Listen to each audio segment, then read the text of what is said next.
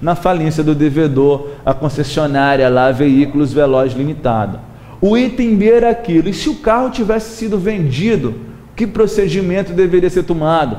Diz o 86, proceder-se à restituição em dinheiro. No inciso 1, se a coisa não mais existir, ao tempo do pedido de restituição, hipótese em que o requerente receberá o valor da avaliação do bem, ou no caso de ter ocorrido a sua venda, o respectivo preço, em ambos os casos no valor atualizado.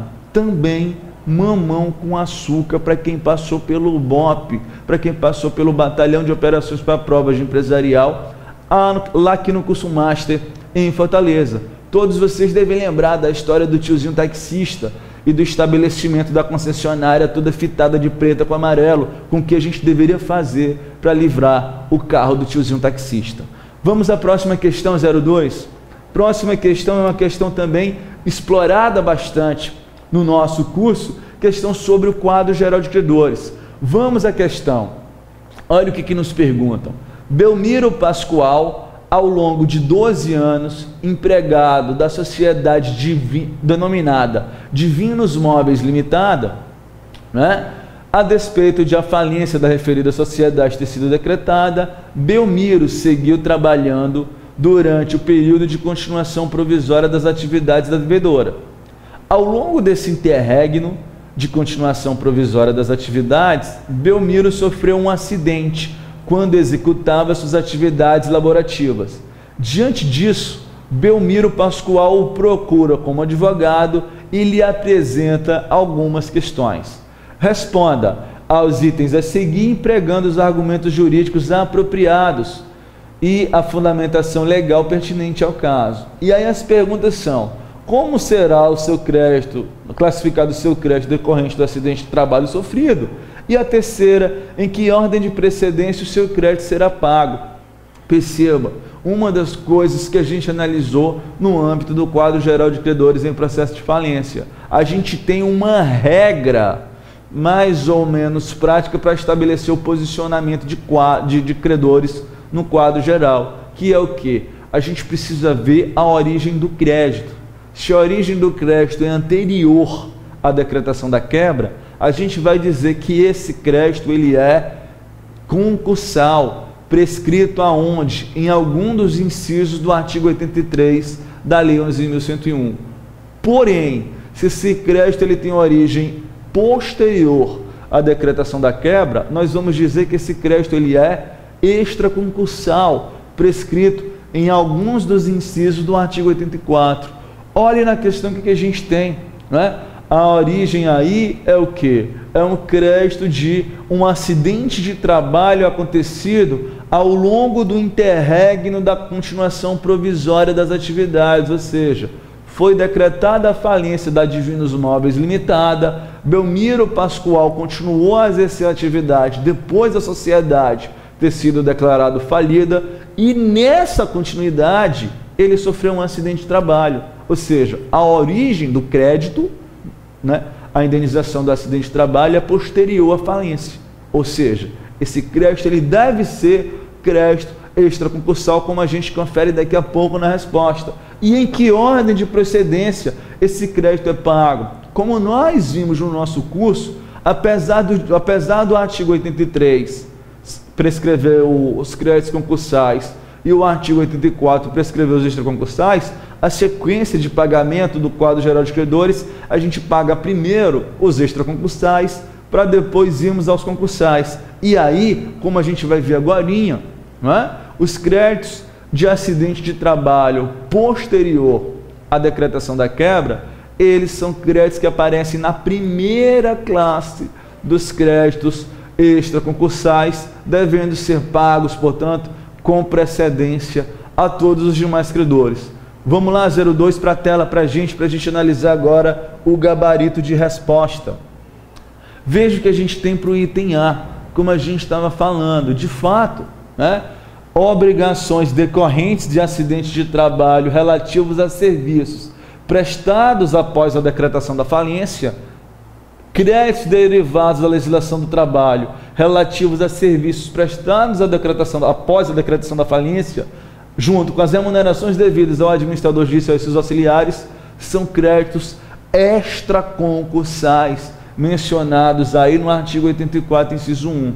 E o inciso B, e a pergunta B, devem ser pagas como? O próprio 84, no seu caput, nos diz que devem ser pagos com precedência sobre os créditos mencionados no artigo 83. Ou seja, a gente paga primeiro o artigo 84 para depois pagar o artigo 83.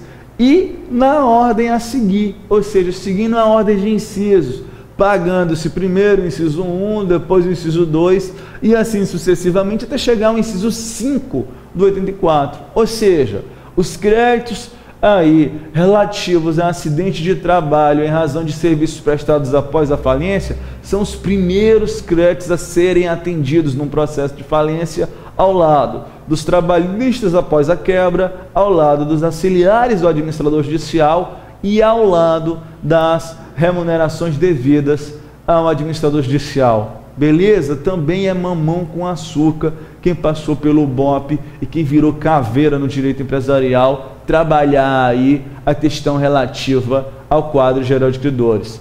A próxima questão é uma questão que trabalha, por assim dizer, tema não muito explorado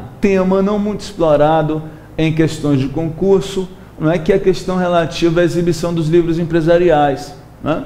Mas vamos a elas, que foi tema também, de certo modo, apresentado no nosso curso. Olha só, Matias, empresário individual que explorava serviços de transporte de cargas pesadas, faleceu em 8 de março de 2010, deixando 5 filhos, sendo 2, José e Carlos, fruto de seu primeiro casamento com Maria, falecida em 78, e 3, Pedro, Fábio e Francisco, de seu segundo casamento com Joana, atual viúva e inventariante do espólio dos bens deixados por Matias. Por tal razão, Joana figura como administradora da empresa exercida pelo espólio, enquanto sucessor do empresário falecido. Entendamos isso. É aquilo, né? É aquilo. Vindo a falecer o empresário individual, a sua atividade pode ser continuada pelo espólio. E aí, como a Joana é a inventariante, ela assumiria aí a responsabilidade daí decorrente. Seguindo viagem, ao visitar o estabelecimento onde se encontra centralizada a referida atividade empresária, Carlos, filho do primeiro casamento, constata que dos 48 caminhões existentes, 13 encontram estacionados e outros 20 em funcionamento, sendo que os demais teriam sido vendidos por Joana, segundo informações obtidas do supervisor do estabelecimento, a quem cabe o controle de veículos. Então perceba o problema que a gente tem. A empresa individual realizada por Matias tinha 48 caminhões. Desses 48 eu tenho 13 estacionados e 20 funcionando, dando margem aí para 33 caminhões, tendo sumido 15. Né? E aí o problema está exatamente em torno disso. Vejamos aqui, continua 02, vamos passar para outra tela. Por outro lado, apesar de tendo constatado a ausência dos 15 caminhões, né, Carlos verifica o aparente enriquecimento súbito de Pedro e Fábio, os quais, mesmo sendo estudantes sem rendas, adquirem respectivamente em nome próprio imóveis no valor de 300 e de 450 mil reais. Ou seja, o caso é um caso de quê? O caso é um caso de que eu estava diante de um empresário individual que foi casado uma primeira vez, teve 2 filhos, essa esposa veio a falecer, a partir disso ele casou novamente, do segundo matrimônio vieram mais 3 filhos, e aí ele falece. Vindo a falecer, a segunda esposa, né, a esposa agora do segundo matrimônio, assume o exercício da atividade empresarial. E aí, um dos filhos do primeiro matrimônio constata que da frota de caminhões que haviam, estavam faltando 15, porque eu tinha 20 estacionados e 13 estavam em funcionamento. E aí, além de ter constatado que não tinha mais 15, porque teriam sido vendidos, como disse o supervisor,